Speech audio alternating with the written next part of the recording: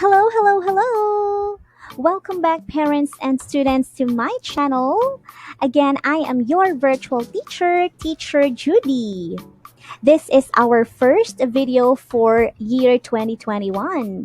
Happy New Year!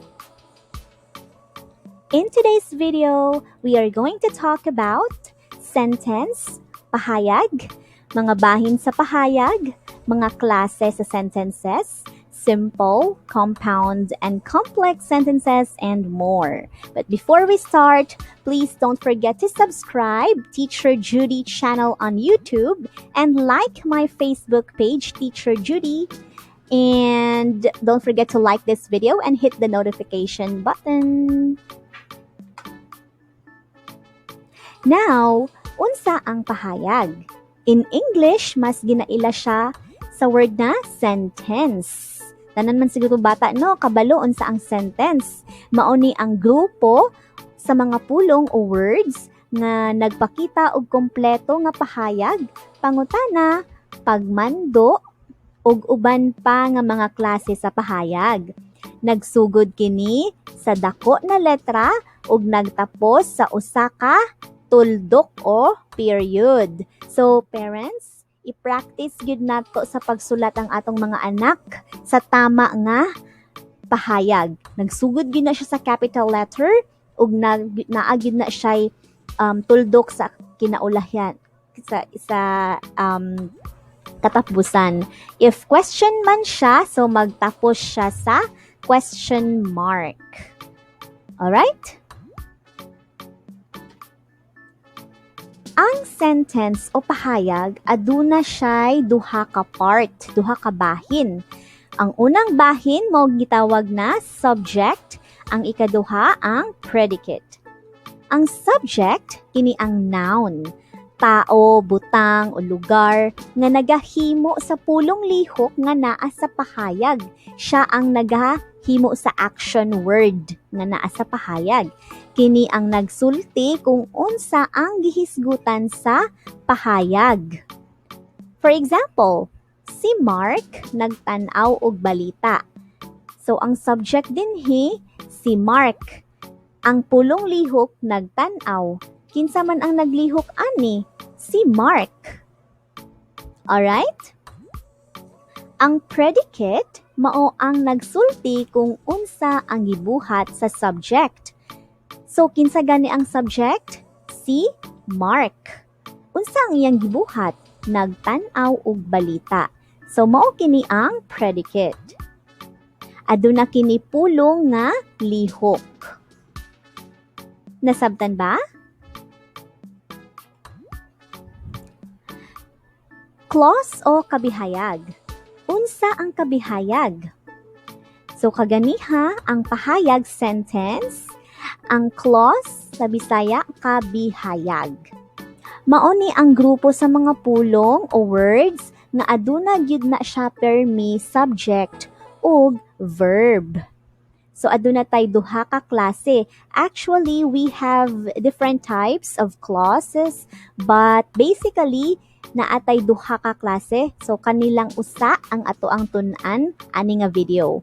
Dugo kang kabihayag, in English, independent or main clause, ug ang sakubos nga kabihayag, in English, dependent clause.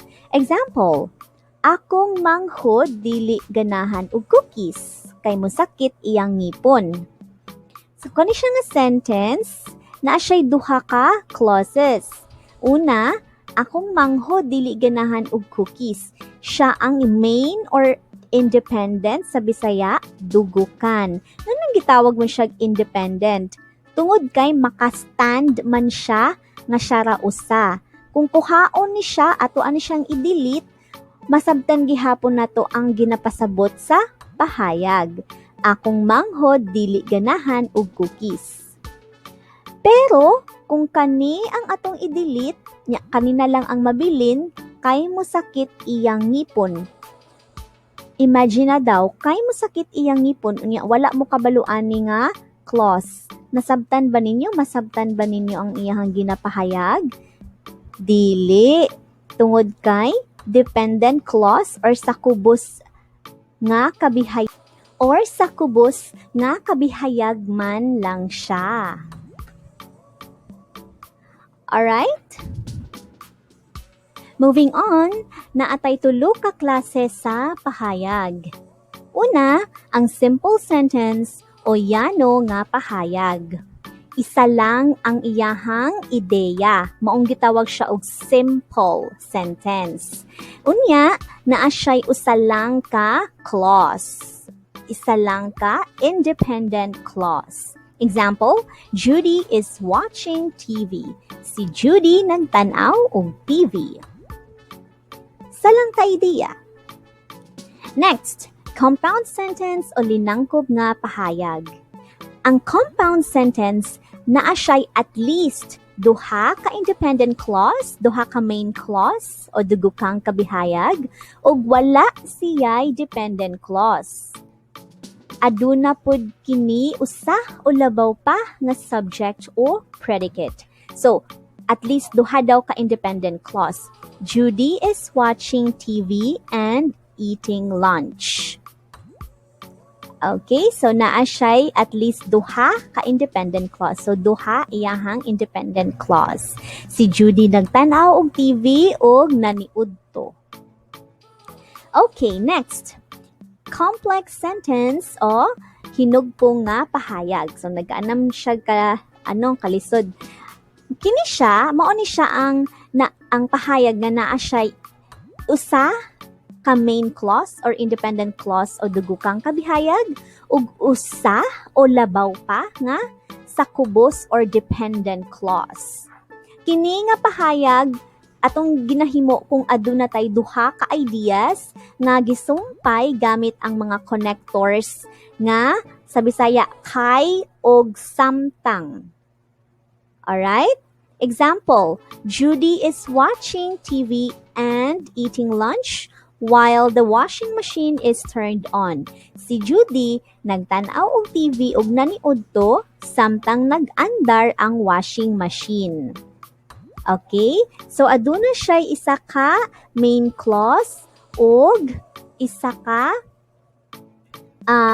dependent clause.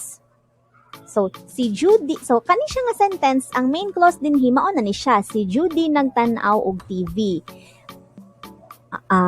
Samtang nag-andar ang washing machine og naniudto samtang nag-andar ang washing machine, mao na kana siya ang mga dependent clauses niya. Okay, dugang na pananglitan. Si Mario ni pahiyom. Baha ang dalan. So sa kaninga sentences, isa lang ang idea niya. Compound, si Mario ni pahiyom og nilingkod sa kilid. So sa kaninga sentence naa siya'y main clause. Si Mario ni pahiyom og nilingkod sa kilid. So mahinumduman nga sa compound sentence wala siya'y dependent clause. So wala daw siya'y dependent clause. So og man siya, gigamitan man siya word na og. So wala siya dependent clause. Kusog ang ulan ug nagbaha ang dalan. So duha ang iyahang independent clause. Kusog ang ulan tapos nagbaha pod ang dalan. Ang complex sentence, so taas-taas na siya, si Mario ni pahiyom og naglingkod sa kilid kay nauwaw siya nga nakakita kay Inday. So naatay gigamit na connector na kay. Gipang rescue ang mga tao samtang nagkaanam og kataas ang baha tungod sa kusog na ulan. So naatay gigamit na connector na samtang.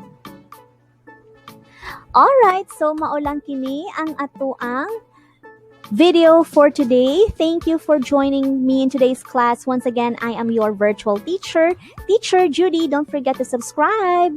I am now signing off. Bye!